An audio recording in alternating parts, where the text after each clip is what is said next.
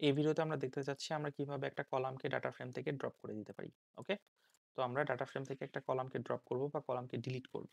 ওকে, তো কলামকে ডিলিট করার সময় আমরা দেখি আমাদের কাছে যে এজ কলামটা ছিল, আমরা এই এজ কলামটাকে ডিলিট করতে চাচ্ছি। ওকে, তাহলে ডাটা ফ্রেম, আমাদের যে ডাটা ফ্রেমটা আমরা নিলাম, এখান থেকে আমরা ড্রপ করতে চাচ্ছি।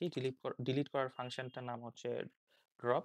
এখন এখানে আমার বলে দিতে হবে আমি কোনটাকে ড্রপ করতে চাচ্ছি। আমি এখানে আমার যে কলাম আছে সেই কলামের নামটা দিয়ে দিলাম এজ।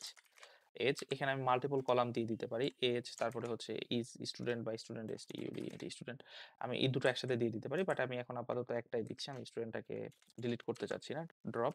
এখন আমার বলতে হবে আমি কিভাবে এটাকে ড্রপ করতে চাচ্ছি, অর্থাৎ আমার এখানে অ্যাক্সিস বলে দিতে হবে। অ্যাক্সিস ইকুয়াল টু, আমি যদি 1 দিই, রো কলাম, এটা যেহেতু কলামের জন্য তাহলে আমার এজ কলামটা এখান থেকে ডিলিট হয়ে যাবে।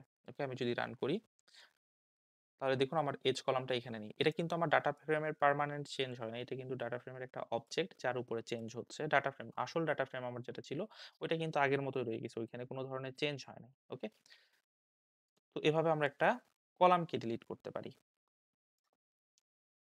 Thank you.